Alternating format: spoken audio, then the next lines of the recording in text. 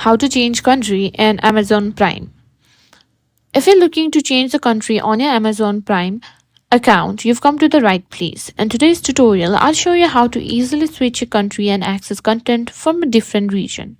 First things first, you'll need to sign into your Amazon account. Open the Amazon website or the Amazon Prime Video app and log in with your credentials. At the top, you can see the sign in option. Simply sign into your account. After you've logged into your account, tap on the three horizontal bars and go to your account settings. You can find this either by tapping on your profile picture or simply by going to settings account. Now tap on see all on your profile. Here at the top, you can see change address. Simply click on it. Now you'll see a list of countries available for your selection, or you can simply choose the country whose content you want to access on Amazon Prime.